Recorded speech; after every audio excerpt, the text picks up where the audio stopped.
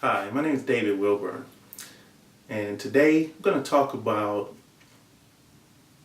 online education and give some of my opinions and ideas on online education. And I'm going to be using the very popular TV show Breaking Bad for my example. Now, I got to let everybody know there may be some strange, bizarre people who are been under a rock somewhere who haven't seen Breaking Bad yet. So I'm letting you know, there's a spoiler warning. Okay, enough for the warnings. What I'm dealing with here is the idea that sometimes, and too frequently, in online education, I feel that quantity of work is being valued too much or too highly, and the quality of work isn't really being attended to properly. Now, as far as my example with Breaking Bad, some of you who are familiar with Breaking Bad are familiar with the character Todd. Todd was the psychopath who assisted Walter in cooking meth late in the career, in his meth cooking career, while he was selling the meth overseas in the Czech Republic. Now, if we recall, once Walter left that operation and left Todd to cook alone, Todd wasn't able to cook very high quality meth at all by himself. He wasn't very good at it.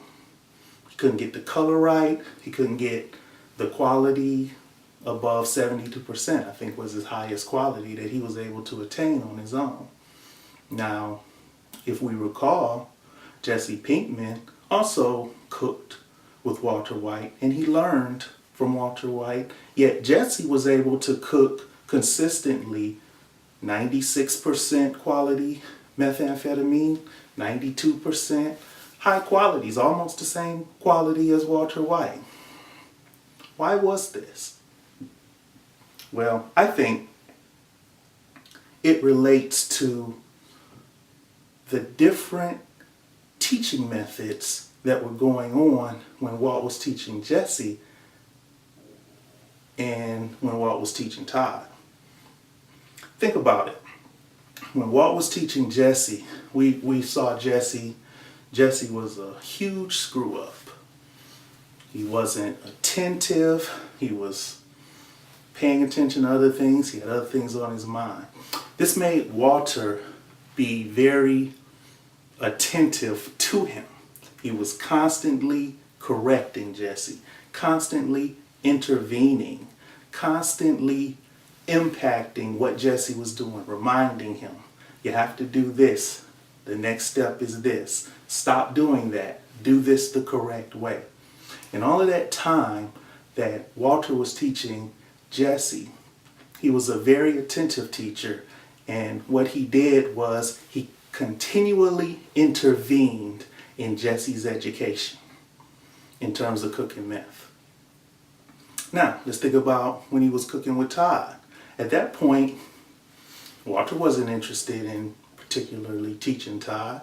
Really, all Walter wanted was another set of hands. Now, sure, he showed Todd the basics, the rudimentary basics, but he wasn't constantly intervening. He wasn't constantly correcting Todd. He wasn't constantly interacting with Todd in the same way that he did with Jesse. So we ended up with Jesse being an excellent solo meth cook and Todd being a mediocre to poor solo meth cook. I think this is what we see sometimes when we deal with asynchronous online education courses. If you think about it, the point of contact in an asynchronous online education course is weekly. Now, you can have 8-week courses. There are some courses that can be 10 weeks. Some courses are an entire semester, 16 weeks. But I've even seen 4-week courses. Now, that's a very short time.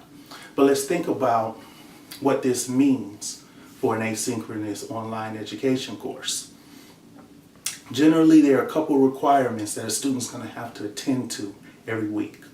There's going to be some written assignment that the student has to submit maybe by, let's say, Sunday at a certain time. There's also usually a message board requirement. This is where all the students come to discuss, whatever the topics that the facilitator or the professor puts out for them to talk about. And generally speaking, there's a requirement for each student to make a certain number of discussion board posts, let's say by Wednesday of that week. There's also a requirement for each student to respond to other students' discussion board posts. Now, the point of the discussion board is to simulate a classroom discussion.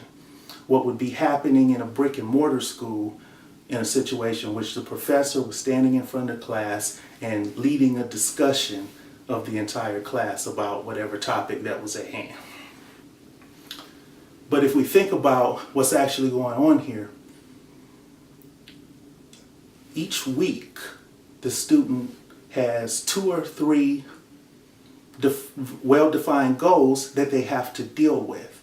I must turn in my assignment, I must do my discussion board post, and I must respond to a couple of other students. And so what that means is, on the weekly level, that student is having interaction or receiving feedback from their professor or their instructor. So for week 1, discussion board responses, assignment, and they get feedback on those. Week 2, discussion board posts, discussion board responses, assignment, and they get feedback. So if the course is 8 weeks, that's 8 times that student interacts with and receives feedback from the instructor. That's not a lot. That's not a lot of interaction. If that's all the interactions that the student has with that particular professor for that entire term, that sounds to me a lot like the instruction that Todd received.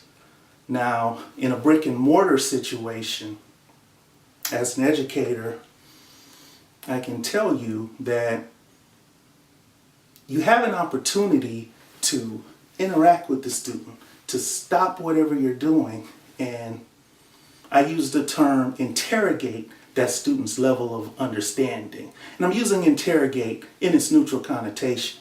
It means just to dig into how well the student understands, what their gaps in understanding might be, or what their fallacies might be. And you can do that multiple times per class meeting, if need be. And so in a typical course where, in a brick and mortar school, where a group of students and an instructor may meet 2 or 3 times a week, there are perhaps a dozen or more opportunities just in that week for that instructor and that student to interact. So that much more closely approximates the education that Jesse received from Walt. So that's why I say that Todd wasn't able to cook very high quality meth alone that simulates online education. And Jesse was, and that simulates brick and mortar education. Now, I have to be completely candid and say that it's entirely possible that an instructor may not have those points of interaction as frequently, even in a brick and mortar situation. Sure, we all know that's true. But the topic is online education and what can be done to improve it. And I think it's a great tool. It's a powerful way to disseminate information and to allow people who have busy schedules, who work, have children, and are balancing a lot of different responsibilities to receive an education and be able to take courses to further their education. I think there need to be opportunities for the instructor to be available to the students in the class a minimum of twice per week in real time, possibly via Skype or maybe one of the professional portals such as WebEx or GoToMeeting. That way, that instructor can interact with each student that wants to be present at these sessions, and the instructor can ascertain each student's level of knowledge, what they understand and what they don't understand. They can go over with the students what they may be having problems with in terms of the information in the course that they've presented. Now, I'm advocating and encouraging my fellow educators, the people on the ground, the people in the classroom, the professors, the instructors, the facilitators. Make this change in order to make online education a really powerful tool that it can be. It doesn't have to happen at the administrative level. I think it needs to happen first at the classroom level. And that's what I'm advocating. I'm encouraging fellow educators to make these changes, to make themselves more available, to create more teachable moments within each class by creating more points of interaction with each student. Don't just take the fact that an assignment was turned in on time, the assignment was on the topic that you asked for, the assignment had the number of words and the citations or sources that you asked for, and assume that the student's doing well. It's not always enough. We may find that when those students are called upon later on, either within their education or possibly after graduation, when they're actually out working in the field, that they may have some incomplete knowledge, and it may cause their ability to do the task at hand to suffer. Thank you for listening.